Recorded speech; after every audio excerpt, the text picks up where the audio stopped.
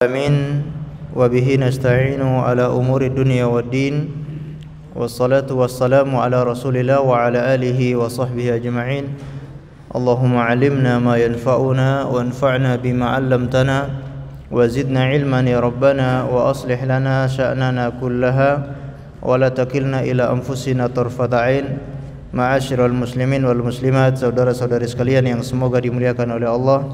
Kita bersyukur kepada Allah karena pada kesempatan malam yang berbahagia ini Allah Subhanahu wa taala masih berkenan pertemukan kita semuanya untuk sama-sama menuntut ilmu. Kita berharap dengan majelis ilmu ini Allah Subhanahu wa taala berikan untuk kita semuanya ilmu yang bermanfaat sehingga bisa kita amalkan sebagai bekal untuk menghadap kepada Allah Azza wa Jalla. Salawat dan taslim semoga tetap tercurahkan kepada baginda Rasulullah sallallahu alaihi wasallam, kepada seluruh keluarganya, para sahabatnya dan umatnya yang setia mengikuti tuntunannya sampai hari kiamat. Ma'asyiral muslimin wal muslimat yang dimuliakan oleh Allah Azza wa Jalla. Insyaallah pada kesempatan malam hari ini kita akan masuk pada pasal yang ketiga, yaitu ma'alal hadirina ba'da mautihi. Apa yang dilakukan oleh orang-orang yang hadir ketika ada orang yang meninggal dunia.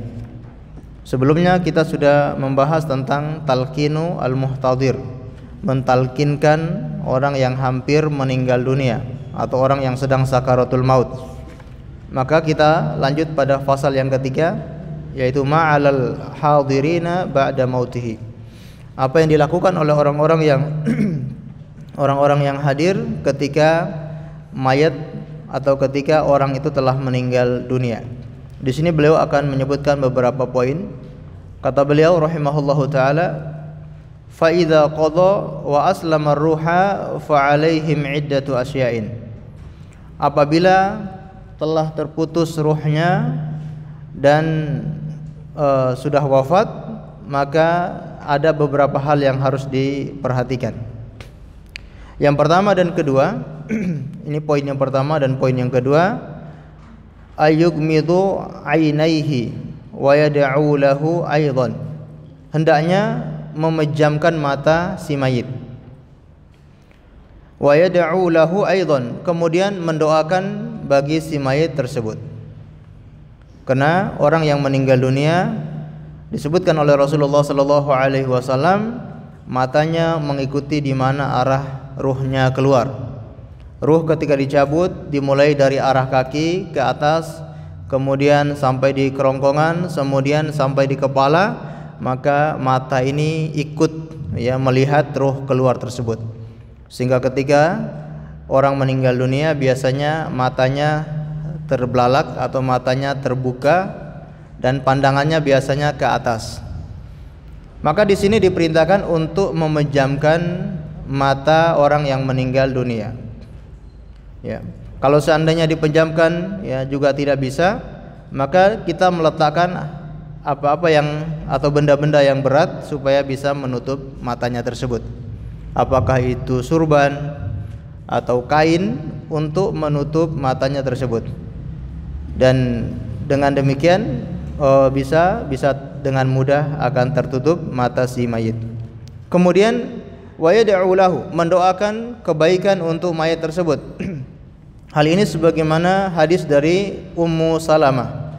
Di hadisi Ummi Salamah qalat, dakhala Rasulullah sallallahu alaihi wasallam ala Abi Salamah. Rasulullah sallallahu alaihi wasallam masuk menemui Abu Salamah. Wa qad syaqqa basarahu. Ini ketika Abi Salamah meninggal dunia.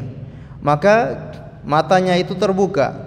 Fa agmadahu thumma qala, maka Rasulullah SAW memejamkan mata Abu Salamah, lalu beliau berkata, jazakallahu khair, inna ruha idza qubida tabi'ahul basar.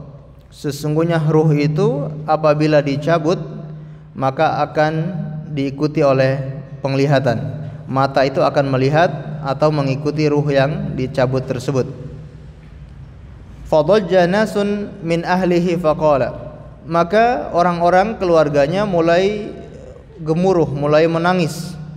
Maka beliau berkata, la tad'u ala anfusikum illa bi khair, jangan kalian mengucapkan atau berdoa untuk diri kalian melainkan sesuatu yang baik. Fa innal malaikata yu'minuna 'ala ma taqulun.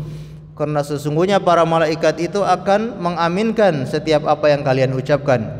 Tsumma qala. Di sini kemudian beliau berdoa untuk Abu Salamah. Allahumma ighfir li Abi Salamah.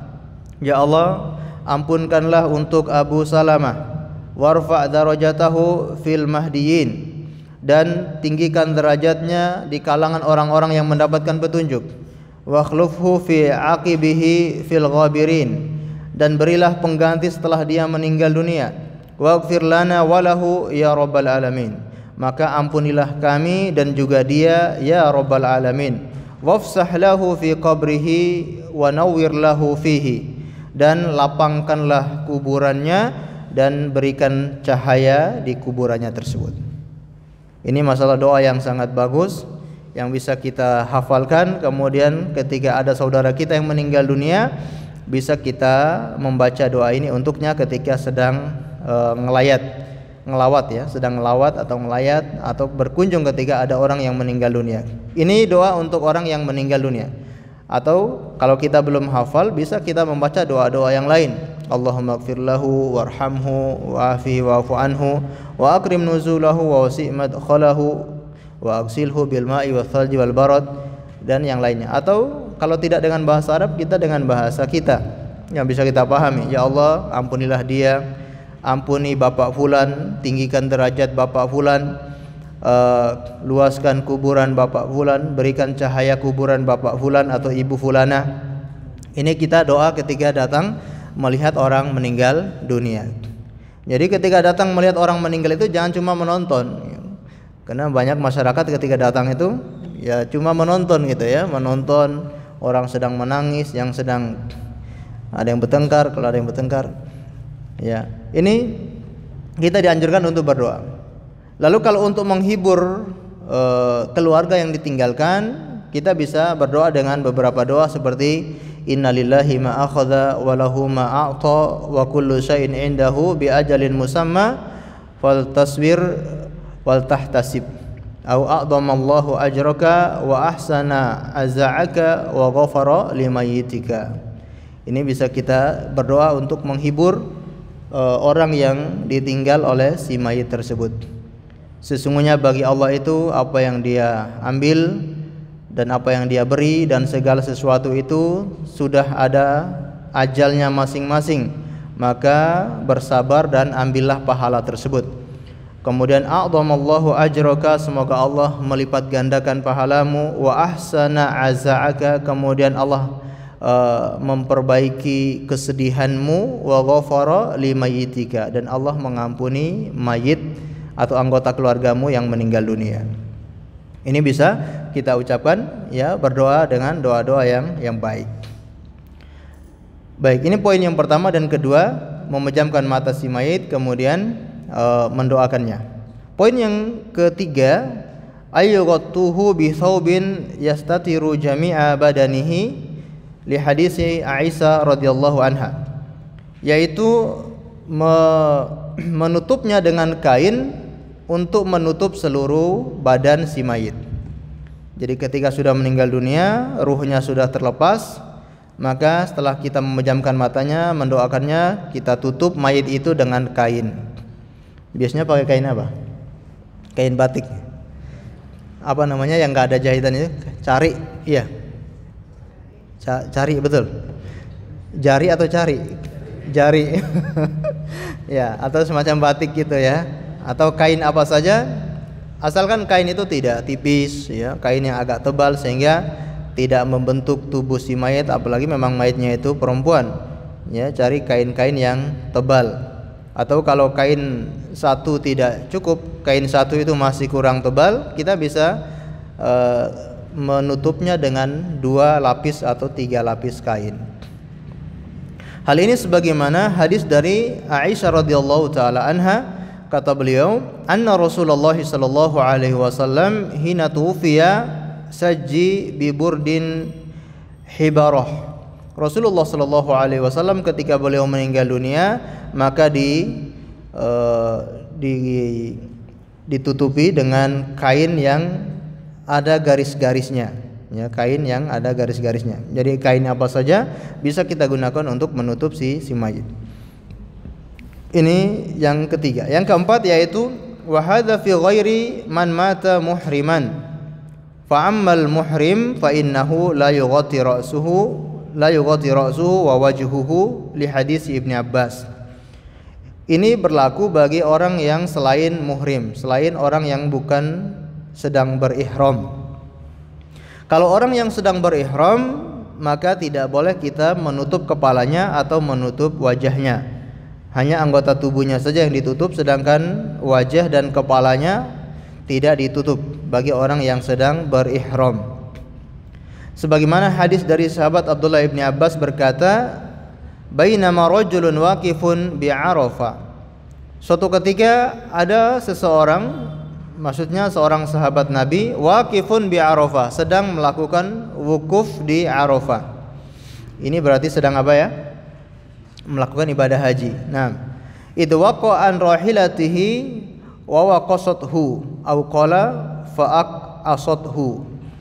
Maka tiba-tiba dia terjatuh dari hewan tunggangannya dan hewan tunggangannya menginjak leher orang tersebut. Akhirnya meninggal dunia. Ketika meninggal dunia, maka Rasulullah sallallahu alaihi wasallam bersabda, "Iksiluhu bima'in wa sidrin." Mandikan orang ini dengan air dan juga daun bidara. Wa kafinuhu bi thawbai. Dan kafankan dia dengan 2 helai kain. Wa fi riwayatin, dalam riwayat yang lain, fi thawbaihi, pada 2 kain yang dia pakai tersebut. Berarti dikafankan dengan kain yang dia pakai, yaitu kain ihram. Wala tuhannitu, dan jangan kalian memberikan dia wangi-wangian. Wa fi riwayatin wala tutayyibu, jangan kalian memakaikan dia minyak wangi. Wala tukhammiru ra'sahu, dan jangan kalian menutupi kepalanya, wala wajhuhu, dan juga wajahnya. Fa innahu yub'atsu yaumal qiyamah mulabbiyan. Sesungguhnya dia nanti akan dibangkitkan pada hari kiamat sedang bertalbiyah. Masya Allah, ini meninggal yang sangat luar biasa, meninggal yang istimewa.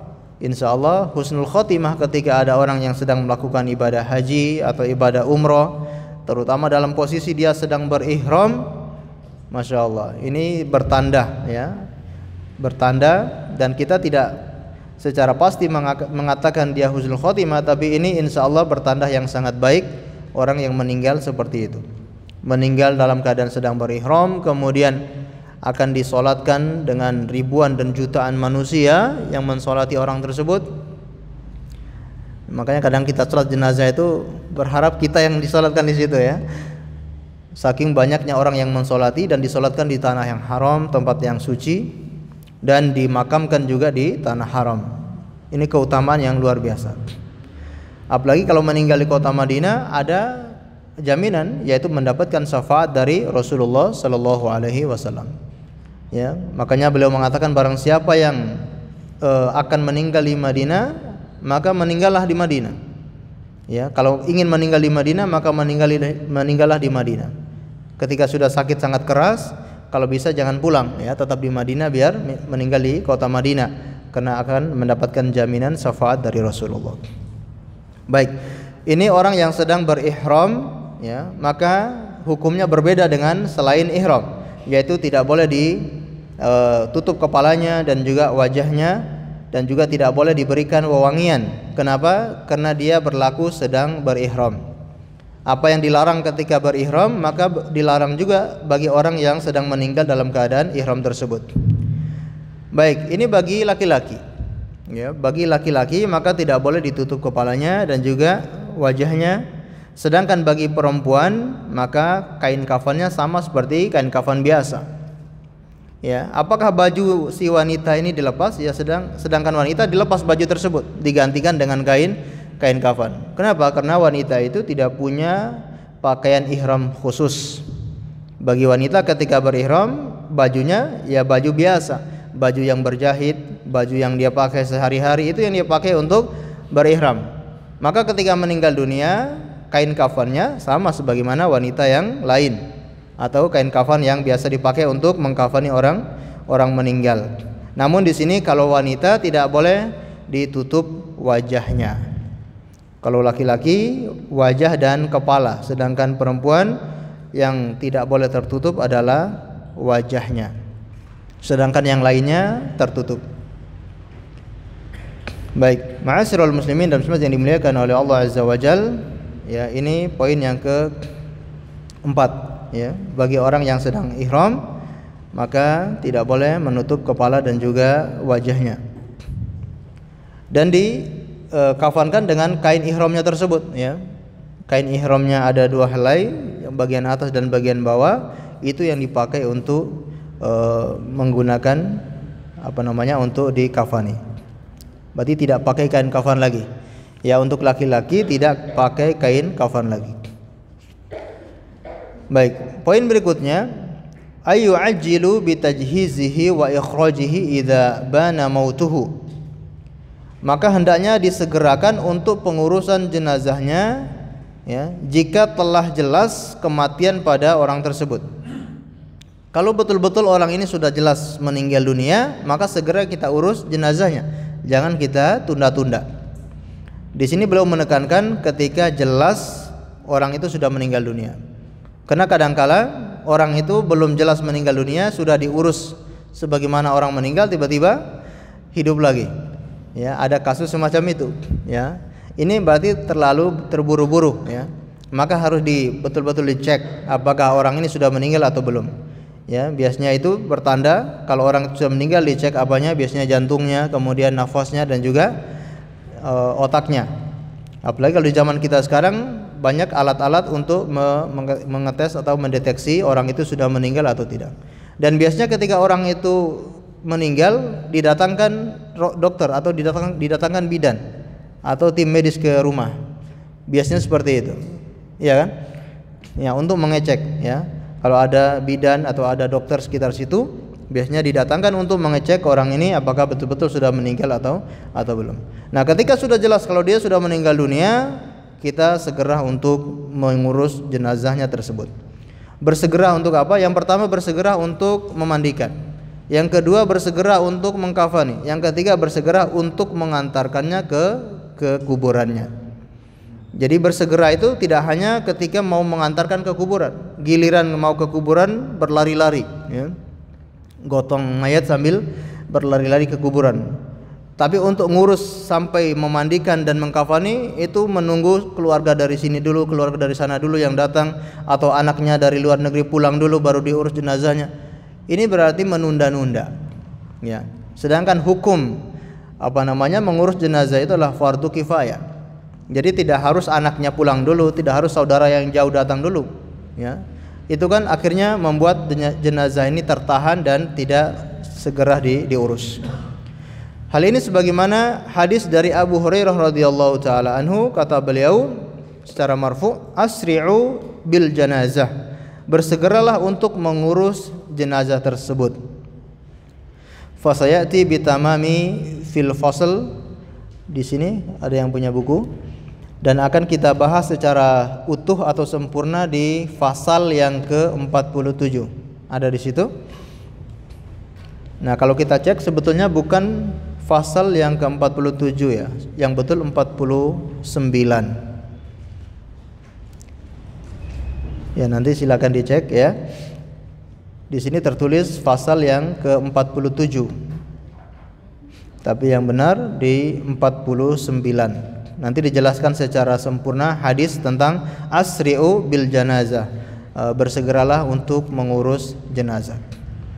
Kemudian di sini beliau membawakan 2 hadis sebagai penguat daripada hadis ini. Namun beliau di sini menerangkan hadis yang beliau bawakan di sini adalah hadis yang dhaif. Beliau sengaja bawakan 2 hadis ini untuk menguatkan hadis tersebut. Hadis pertama yang beliau bawakan adalah ammal hadisul awal fahuwa an Ibnu Umar marfu'an wa lafduhu. Hadis yang pertama dari Ibnu Umar secara marfu', lafadznya adalah idza mata ahadukum fala tahbisu. Apabila meninggal salah seorang di antara kalian, maka jangan kalian menahannya. Wa asri'u bihi ila qabrihi, dan bersegeralah mengantarnya ke kuburannya. Wal yaqra inda ra'sihi bi Fatihatil Baqarah wa inda rijlaihi bi khatimatiha. Dan hendaknya dibacakan di bagian kepalanya, yaitu pembuka dari surat Al-Baqarah, awal-awal surat Al-Baqarah, dan dibacakan di kakinya, yaitu akhir-akhir dari surat Al-Baqarah. Tapi sekali lagi ini adalah hadis yang dhaif. Jadi tidak boleh diamalkan seperti ini. Beliau hanya menguatkan untuk menerangkan, yaitu fala tahbisu, jangan ditahan, wa asri'u ila qabri, dan bersegeralah mengantar ke kuburannya. Ini yang dijadikan sebagai penguat. Sedangkan membaca Al-Baqarah di kepalanya dan membaca akhir Al-Baqarah di kakinya, ini tidak diamalkan. Kenapa? Karena hadisnya adalah hadis yang dhaif. Baik, ini hadis yang pertama. Hadis yang kedua yang beliau bawakan juga adalah amal haditsus tsani fahuwa an Husain ibni Wajwah. Hadis dari Husain bin Wajwah. Anna Talha ibn al-Barra marad, bahwasanya Talha ibni Barra sakit keras. Fa'atahu Nabi sallallahu alaihi wasallam ya'uduhu. Maka Rasulullah sallallahu alaihi wasallam datang untuk menjenguknya.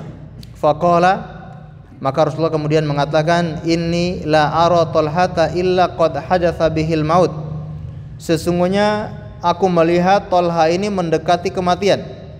Talha ini akan segera meninggal dunia, kata Rasulullah. Fa'adinuni bihi hatta ashhadahu fa usalli alaihi. Dan seandainya dia sudah meninggal dunia, maka beritahukanlah aku supaya aku juga menyaksikannya, wa usalli alaihi, dan aku juga ikut menyolatkannya.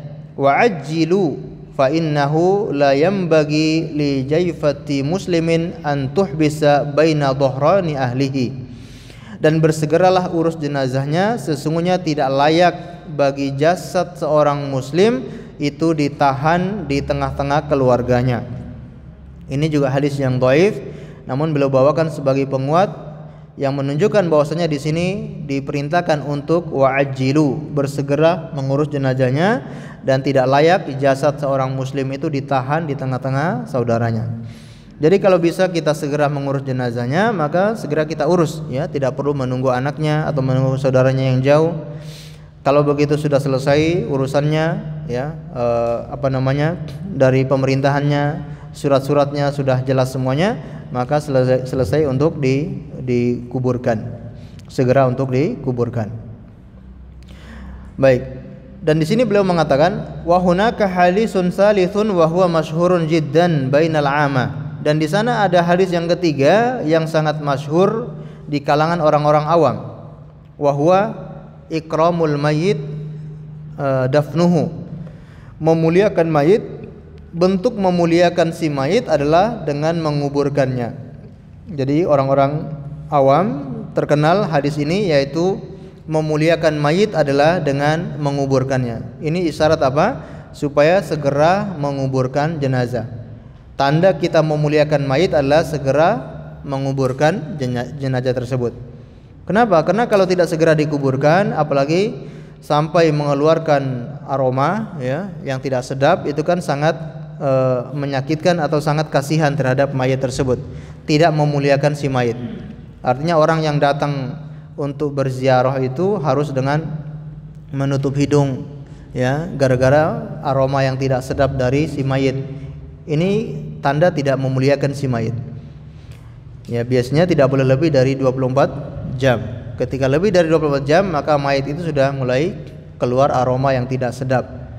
Nah, ini perkataan orang-orang awam, yaitu memuliakan mayit adalah dengan segera menguburkannya. Namun di sini kata beliau, wa huwa la aslalahu. Namun hadis ini la aslalahu, tidak ada asal usulnya. Nah, ketika para ulama hadis menyebutkan sebuah hadis itu tidak ada asal usulnya, maksudnya apa? Artinya sampai di dalam buku-buku hadis palsu pun tidak ada. Para ulama itu punya kitab-kitab kumpulan hadis-hadis palsu, kumpulan hadis-hadis dhaif. Nah, hadis yang tidak ada asal usulnya sampai di dalam kumpulan hadis-hadis palsu pun tidak ada gitu. Itu la aslalahu. Jadi sudah sangat, ya, tidak ada hadisnya gitu. Berarti ya sudah sangat palsu, ya. Nah, baik, ini poin yang ke-5, ya. Kita lanjutkan poin berikutnya, wa ayadfanu fil balad alladzi mata fi. Dianjurkan atau diharuskan untuk menguburkan di mana dia meninggal dunia. Dimakamkan di mana tempat atau di mana wilayah dia meninggal dunia. Wala yanquluhu ila ghairihi, dan tidak boleh dipindahkan ke tempat yang lain, tidak boleh dibawakan ke tempat yang lain. Li'annahu yunafil isra' al-ma'mur bihi fi hadisi Abi Hurairah al-mutaqaddim. Karena itu akan menyalahi atau menyalahi perintah untuk bersegera mengurusi jenazah sebagaimana hadis Abu Hurairah yang kita baca terlebih dahulu tadi. Jadi kalau mayat itu harus dipindahkan dari satu tempat ke tempat yang lain atau dari satu kota ke kota yang lain, maka akan memperlambat atau menghambat untuk pengurusan jenazah ini, menghambat dimakamkan, menghambat di kafani atau menghambat pengurusannya. Maka dimakamkan di mana tempat dia meninggal dunia. Kecuali kalau memang ada uzur yang syar'i, ya, ada darurat yang mana tidak bisa kita makamkan di tempat dia meninggal dunia, maka di sini boleh kata para ulama kita pindahkan tempat pemakamannya di kota lain atau di daerah lain. Di antara uzur yang syar'i yaitu misalkan di tempat itu adalah tidak ada pemakaman kaum muslimin sama sekali. Dia meninggal di daerah kafir yang di situ tidak ada pemakaman kaum muslimin. Maka di sini uzur boleh kita pindahkan ke pemakaman kaum muslimin meskipun agak jauh dari daerah tersebut. Atau misalkan ya keluarganya adalah orang yang sangat miskin sehingga kalau makam di tempat itu biayanya biasanya sewa atau bayar atau beli makam itu. Bayar, belinya sangat mahal ya, sehingga tidak bisa dia dimakamkan di situ. Maka dibawa ke desanya atau dibawa ke daerahnya. Ya. Kalau seandainya tidak mampu sama sekali ya, atau kewajiban kita sesama muslim ya untuk membayarkan pemakamannya tersebut. Nah, yang jelas bahwasanya kalau orang meninggal dunia jangan kita pindahkan mayatnya, jangan kita bawa ke tempat lain, tapi dimakamkan di tempat tersebut. Nah, ini sangat berbeda dengan ya beberapa agama lain ya, yang mana ketika saudaranya meninggal di kota lain harus dibawa ke tempat kelahirannya, atau bahkan di negara lain pun akan dibawa ke kampung halamannya. Nah, ini memperhambat pengurusan jenazah tersebut. Hal ini sebagaimana hadis dari Jabir bin Abdullah radhiyallahu anhuma. Dia berkata, "Lamma kana yaum Uhud humilal qatla liyudfinu bil baqi." Ketika terjadi perang Uhud, maka beberapa jenazah para syuhada yang mati syahid di perang Uhud ada yang ingin membawanya untuk dikuburkan di daerah Baqi. Fanada munadin Rasulullah sallallahu alaihi wasallam, maka ada orang yang memanggil. Orang ini ditugaskan oleh Rasulullah untuk memanggil. Anna Rasulullah sallallahu alaihi wasallam ya'murukum an tadfanu al-qatla fi madaji'ihim. Sesungguhnya Rasulullah sallallahu alaihi wasallam memerintahkan kalian untuk menguburkan jenazah, untuk menguburkan para mayit itu fi madaji'ihim, di tempat di mana mereka meninggal. Ya, maka disebutkan oleh Jabir farudduhu, maka enggak jadi dibawa ke Baqi, mereka kembalikan mayit-mayit tersebut lalu dimakamkan di mana tempat mereka terbunuh, ya, yaitu di daerah Uhud.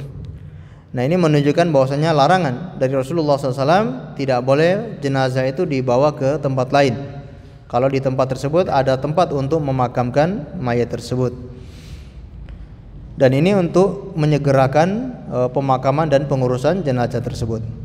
Walidzalika qalat Aisyatu lamma mata akhun laha. Oleh karenanya Aisyah radhiyallahu taala anha pernah berkata ketika saudaranya meninggal dunia. Meninggalnya itu di mana? Biwadin al-Habasyah, di daerah Habasyah. Fa humila min makani, dan dipindahkan dari tempatnya tersebut. Maka kata ibunda Aisyah, ma'ajidu fi nafsi aw yahzununi fi nafsi illa anni wadidtu annahu kana dufina fi makani. Sesungguhnya yang bikin saya sedih adalah kalian memindahkan mayat ini, aku suka dan aku sangat senang seandainya kalau kalian itu menguburkan jenazah ini di tempat di mana dia meninggal dunia. Jadi ini yang dipahami oleh para sahabat Nabi, diantaranya Ibunda Aisyah, bahwasanya ketika orang meninggal dunia maka dikuburkan di tempat di situ di mana dia meninggal, tidak perlu dibawa ke tempat lain. Baik. Wa qala An-Nawawi fil Adhkar, begitupun perkataan Imam An-Nawawi di dalam kitabnya yaitu Al-Adhkar. Apa kata Imam An-Nawawi? Idza awsa bi ayyun qala ila baladin akhar la tunaffad wasiyatahu. Seandainya si mayit ini berwasiat untuk dipindahkan jenazahnya ke negara lain atau ke tempat lain, la tunaffad wasiyatahu, maka tidak boleh wasiatnya itu dilaksanakan. Seandainya mayit itu berwasiat, nanti kalau saya meninggal dunia, bawa jasad saya ini ke kampung halaman, kuburkan saya di kampung halaman saya, maka kata beliau, la tunafat wasiyatahu, tidak boleh kita penuhi, tidak boleh kita jalankan wasiat tersebut. Fa innan naqla haramun 'alal madhhab as-sahih, sesungguhnya memindahkan mayat itu hukumnya haram sebagaimana pendapat dalam madhab yang sahih al-mukhtar alladzi qalahu al-aktsarun, yang terpilih, pendapat yang paling sahih, pendapat yang terpilih yang dipilih oleh kebanyakan para ulama. Wa sarraha bihi al-muhaqqiqun, dan dijelaskan juga oleh para muhakkik, orang-orang yang meneliti hadis. Jadi Imam An-Nawawi, imam besar dalam mazhab Asy-Syafi'i, dan beliau termasuk rujukan di dalam mazhab Syafi'i, ya, menyebutkan bahwasanya pendapat yang terpilih, pendapat yang paling kuat, yang paling sahih dalam mazhab Asy-Syafi'i adalah tidak boleh, hukumnya haram memindahkan mayat itu dari tempatnya ke tempat yang lain. Baik.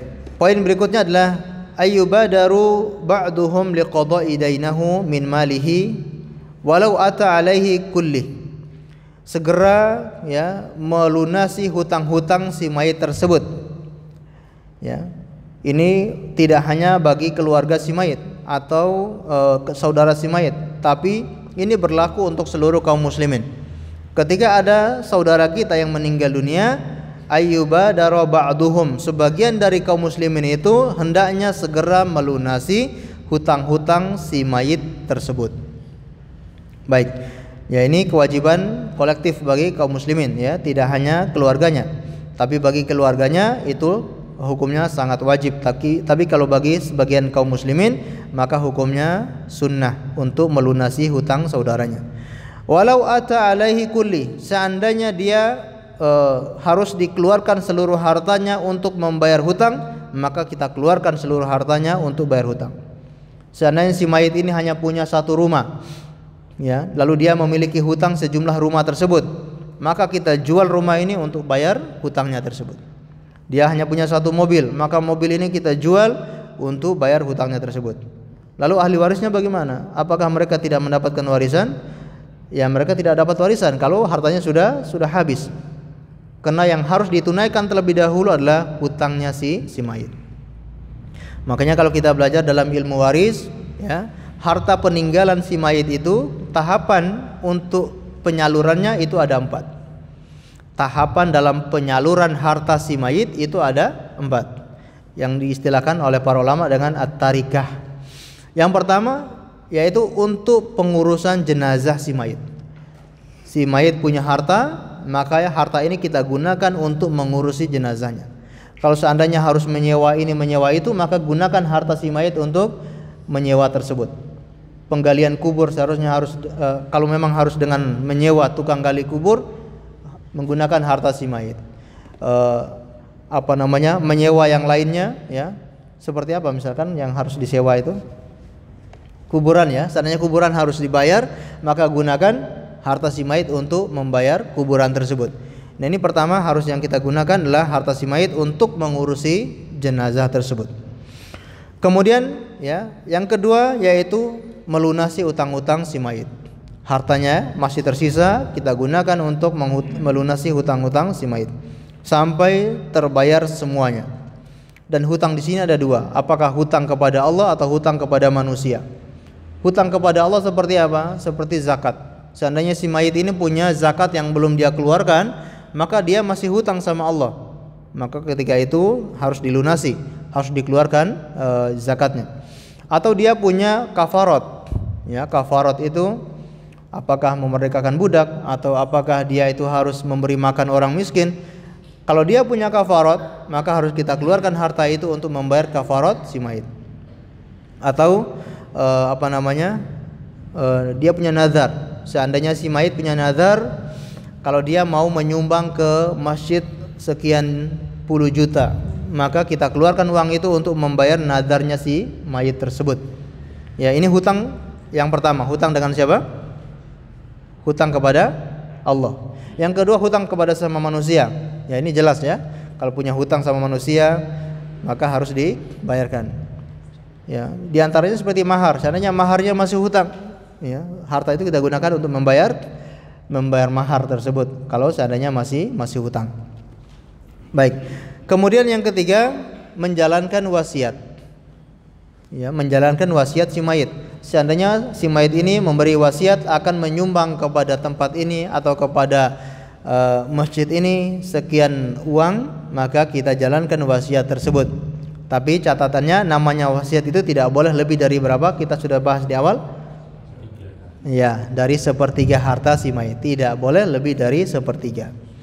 Yang keempat, baru dibagi-bagikan kepada warisan, kepada ahli waris. Ini paling terakhir. Ya, kalau harta si mayit masih tersisa, maka dibagikan kepada ahli waris. Kalau tidak tersisa sama sekali, ya berarti tidak ada warisan.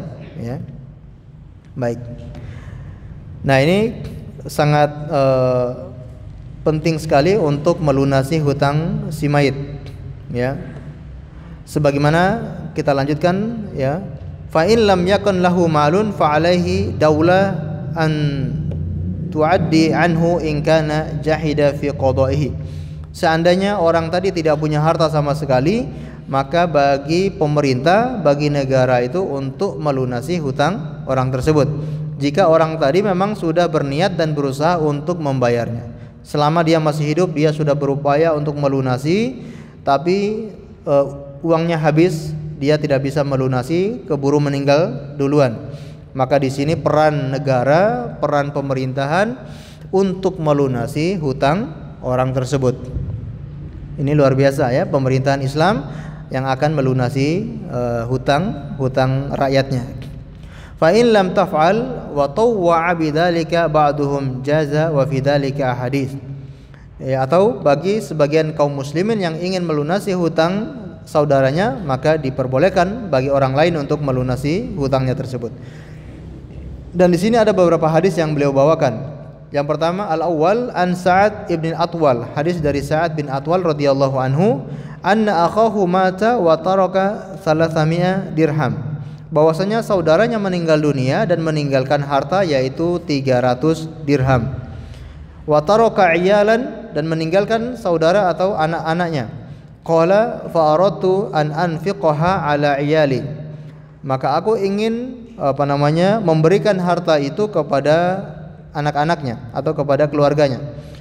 Qala faqala lin Nabi sallallahu alaihi wasallam, maka Nabi sallallahu alaihi wasallam berkata kepadaku, inna akhaka mahbusun bidaini, sesungguhnya saudaramu itu tertahan karena hutangnya.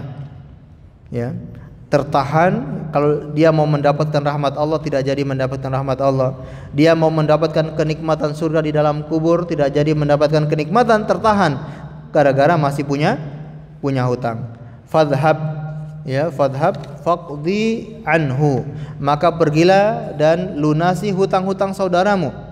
Fadhahabtu faqadaitu anhu, maka aku pun pergi melunasi hutang-hutang saudaraku itu. Tsumma ji'tu qultu ya Rasulullah qad qadaitu anhu illa dinaraini. Wahai Rasulullah, aku sudah lunasi semua hutang-hutang saudaraku itu kecuali 2 dinar. Idda'athuma imra'atun, yang ada seorang wanita itu mengaku dia punya hutang sama saudaranya itu 2 dinar, atau saudaranya punya hutang sama dia 2 dinar. Walaisat laha bainah, dan wanita ini tidak punya bukti. Qala, maka Rasulullah SAW bersabda, a'tiha fa innaha muhiqqatun wa fi riwayatin shadiqatun. Kata Rasulullah, berilah 2 dinar itu kepada wanita itu, karena sesungguhnya wanita itu dia benar. Ya. Sampai orang yang tidak punya bukti pun Rasulullah menganjurkan untuk tetap dibayar, ya, karena lebih kehati-hatian, ya, daripada ada resiko saudara kita ini tertahan gara-gara punya hutang.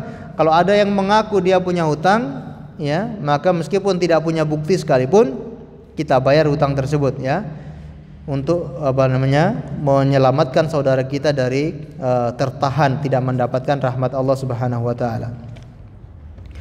Dalil yang kedua, an Samurah ibni Jundub, dari Samurah bin Jundub, anna Nabi sallallahu alaihi wasallam shalat janazah, bahwasanya Nabi sallallahu alaihi wasallam salat jenazah, dalam riwayat sedang salat subuh. Kemudian beliau selesai salat tersebut, beliau berpaling kepada para sahabatnya, lalu beliau mengatakan, apakah di antara kalian, ya, saudaranya orang yang meninggal kemarin? Jadi ada orang yang meninggal dunia, kemudian keesokan harinya Rasulullah bertanya kepada orang-orang di majelis tersebut, apakah ada saudaranya orang yang meninggal kemarin? Maka tidak ada yang menjawab, ya. Sampai ada orang yang mengatakan, ini orangnya, dia saudara orang yang meninggal kemarin. Maka kemudian Rasulullah SAW mengatakan, ya, sesungguhnya lirajulin minhum ma'surun bidainin, sesungguhnya orang kemarin, saudara kalian kemarin itu ma'surun bidainin, terhalang karena hutang. Di sini dalam riwayat yang lain anil jannah, terhalang dari surga gara-gara hutang.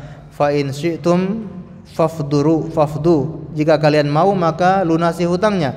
Wa in aslamu ila adzabillah walau ra'aita ahlahu wa man yataharruna amrahu qamu faqadu anhu. Kalau kalian mau maka kalian silakan melunasi hutang-hutangnya, atau kalau kalian mau saudara kalian ini diazab oleh Allah maka silakan, ya. Jangan sampai kalian membiarkan orang-orang datang menagih hutangnya, ya, kepada kalian. Artinya apa? Segera melunasi hutang orang ini, jangan sampai orang-orang datang menagih hutang saudara mereka ini. Baik ma'asyiral muslimin dan muslimat yang dimuliakan oleh Allah Subhanahu wa taala, ini diantara dalil yang kedua yang bisa kita bacakan, ya, yaitu bersegera untuk melunasi hutang si mayit, karena si mayit itu akan tertahan. Di sini dalam beberapa riwayat tertahan dari mendapatkan surga. Seandainya di dalam kubur, dia tertahan dari mendapatkan nikmat-nikmat kubur.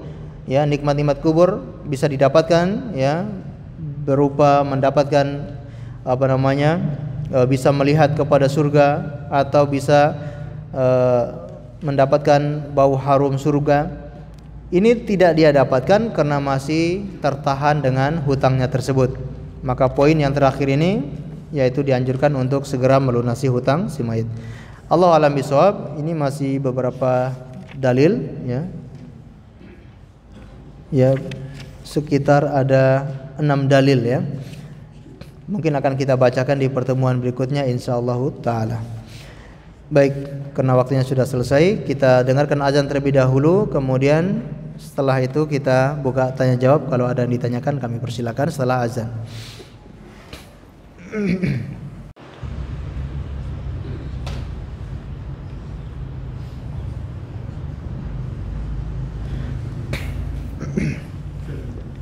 Baik, ma'asyiral muslimin dan muslimat yang dimuliakan oleh Allah Azza wa Jalla, ya, yang kita bahaskan pada kesempatan hari ini, pada malam ini, yaitu apa yang harus dilakukan oleh orang yang hadir ketika ada orang yang meninggal dunia. Yang pertama dan yang kedua apa? Memejamkan mata si mayit, kemudian mendoakan si mayit. Yang ketiga yaitu menutupnya dengan kain, ya. Yang keempat, bagi yang muhrim atau bagi yang sedang ihram, hendaknya apa? Tidak ditutup kepala dan juga wajahnya. Yang kelima yaitu bersegera mengurusi jenazahnya tersebut. Yang keenam,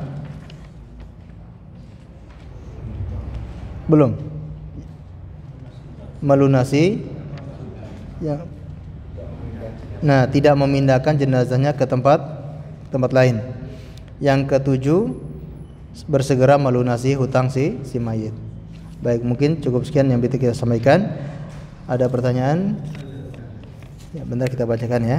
Ustadz, bila yang ahli ibadah tertahan dari rahmat Allah karena hutangnya, bagaimana dengan yang ahli maksiat? Apa dia juga akan tertahan dari azab Allah? Justru orang yang tertahan dari rahmat Allah itu artinya dia akan diazab, ya. Tertahan dari rahmat Allah itu artinya akan diazab. Dan perlu kita ingatkan, orang yang akan disiksa karena hutang itu adalah memang sengaja tidak membayar, atau ketika hidup dia menunda-nunda untuk membayar hutang, ya. Tapi kalau memang dia sudah bersungguh-sungguh untuk membayar hutang tersebut dan juga dia tidak bisa melunasinya, ya, karena ketidakmampuan orang tersebut, insya Allah Allah yang akan membayarnya, ya, dan Allah akan memaafkannya. Dan orang seperti ini negara juga yang membayarnya, ya, kalau orang yang sudah bersungguh-sungguh untuk melunasi hutangnya. Nah, orang yang akan diazab oleh Allah tertahan, yaitu orang-orang yang memang sengaja tidak melunasi hutangnya. Punya hutang tapi santai-santai, punya hutang tapi tidak segera membayar. Padahal dia sudah punya uang, dia sudah punya kemampuan untuk membayar, tapi dia sengaja menunda-nunda sampai meninggal dunia. Nah, orang seperti ini terancam untuk tertahan dari rahmat Allah, terancam mendapatkan azab. Adapun orang yang sudah berusaha, dia sudah bekerja keras, tapi memang dia nggak punya apa-apa untuk melunasi hutang itu, maka insya Allah dia dimaafkan, dan juga negara yang akan membayarkan hutang tersebut, atau kaum muslimin yang akan membayar hutang si mayit tersebut kalau dia tidak punya harta sama sekali.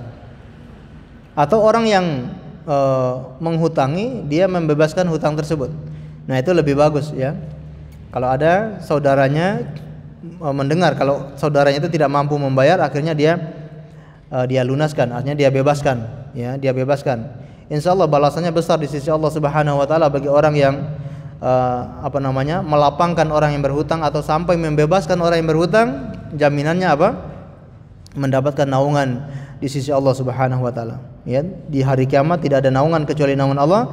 Di antaranya orang yang membebaskan hutang mendapatkan naungan Allah Subhanahu wa taala. Atau, ya, mendapatkan kemudahan dari Allah pada hari kiamat, ya. Wallahu fi auni abdi maka al abdu fi auni akhihi. Sesungguhnya Allah itu akan selalu menolong hambanya ketika hambanya menolong saudaranya. Kita membebaskan hutang itu menolong atau tidak? Sangat menolong, ya. Iya, seharusnya dia bekerja keras untuk membayar, kita bebaskan, ya. Ini luar biasa. Nah, sedangkan orang yang berbuat maksiat tidak tertahan dari azab Allah, ya. Kalau orang berbuat maksiat, meskipun dia punya hutang, justru lebih besar azabnya. Sudah berbuat maksiat, terus punya hutang lagi, gitu, ya. Kalau tadi ahli ibadah, orang soleh, kemudian punya hutang saja masih tertahan, apalagi ini ahli maksiat kemudian punya hutang, ya, itu lebih parah, gitu, ya. Kalau tidak salah, ya, ada kisah dari Imam Al-Ghazali. Beliau pernah bermimpi kalau saudaranya, tetangganya itu meninggal dunia, dan dalam mimpinya dia melihat tetangganya itu tidak bisa masuk ke surga, dia tertahan di pintu surga. Ini lihat dalam mimpinya. Kemudian disebutkan, ya, kenapa orang ini tertahan? Dia mengatakan karena dia pinjam tetangganya jarum pentul, jarum jahit, dan dia belum kembalikan jarum tersebut, keburu meninggal dunia. Maka ketika terbangun, dia datang ke keluarganya lalu mengembalikan jarum jahit itu. Lalu dia tidur, kemudian mimpi lagi, dia terima kasih kepada imam ini karena sudah membantunya mengembalikan jarum jahit tersebut. Ini nggak ada harganya, ya, jarum itu berapa sih, 1.000 atau 2.000. Tapi gara-gara itu tertahan, tidak bisa masuk surga, ya. Allah alam bisawab. Itu kalau seandainya mimpi itu benar, ya. Nah, tapi memang begitulah, seandainya kalau betapapun atau berapapun yang kita hutang kepada orang lain dan kita tidak lunasi, maka akan tertahan. Allahu a'lam bishawab. Nah, silakan. Bagaimana ada orang yang berhutang, tapi yang hutang tadi hilang bicara. Oh. dia mau membayar hutang tapi orangnya sudah tidak ada, Iya, hilang jejak. hilang jejak sama sekali ya, Tapi masih hidup dia. Hilang masih hidup ya, hilang jejak. dia punya hilang. Nah, yang pertama dia berusaha untuk mencari tahu keberadaan orang tersebut, ya. Dia cari tahu, ya. Dan dia simpen uang itu atau dia wasiatkan kepada keluarganya, seandainya kalau ketemu orang ini, saya punya hutang sama orang ini, uang ini nanti kasih ke orang ini. Seandainya dia sudah tua, lalu dia belum menemukan orang yang dia hutang, kehilangan jejak, dia wasiatkan kepada anak-anaknya, kalau ketemu orang ini atau ketemu anak keturunan orang ini, keluarga orang ini, bayar hutang ini. Ini yang pertama. Jadi berusaha mencari tahu, bahkan sampai memberi wasiat kepada saudaranya atau kepada anak-anaknya. Dan kalau seandainya tidak ketemu juga, ya sudah lama tidak ada kabar, maka silakan dia bersedekah dengan niat untuk orang tersebut. Ya, dia bersedekah dengan niat orang tersebut untuk menghilangkan beban hutangnya tersebut. Ya, dan ini Allah menjadi saksinya kalau dia bersedekah atas nama orang tersebut. Seandainya setelah bersedekah orangnya datang, tetap wajib kembalikan. Ya, setelah bersedekah ternyata orangnya baru datang, maka tetap wajib dikembalikan. Ya, sebagaimana kisah Bani Israel ya, yang dia meminjam 1000 dinar, kemudian ketika mau dikembalikan ternyata kapalnya tidak ada, kapalnya nggak ada sama sekali, maka dia lubangi batang pohon itu, kemudian dia lemparkan ke laut. Ya Allah, saya ketika hutang engkau menjadi saksinya. Dia minta saksi, dia minta orang yang menjadi bukti, tidak ada. Saya mengatakan engkau menjadi saksinya, sekarang dengan engkau bersaksi saya kembalikan uang ini. Ya. Dan dia niat seandainya kalau dia ada kapal, dia akan datang lagi ke sana lalu bayar dengan 1000 dinar itu. Nah, jadi seperti itu. Dia bersedekah, kemudian dia niat akan melunasi kalau memang ketemu orang tersebut. Ya. Allah alam bisawab, ya. Jadi berusaha mencari, kemudian kalau tidak ada bersedekah atas nama orang itu, lalu ketika orang itu datang kembali maka wajib dibayar, wajib dilunasi. Nah, Allah alam bisawab. Baik, ada yang lain? Cukup insyaallah ya. Baik, kalau tidak ada kita akhiri dengan membaca doa kafaratul majlis. Subhanakallahumma wabihamdika asyhadu an la ilaha illa anta astaghfiruka wa atubu ilaik. Wa sallallahu ala nabiyyina Muhammad wa ala alihi washabbihi wasallam. Terima kasih atas segala perhatiannya, mohon maaf atas segala kekurangannya. Assalamualaikum warahmatullahi wabarakatuh.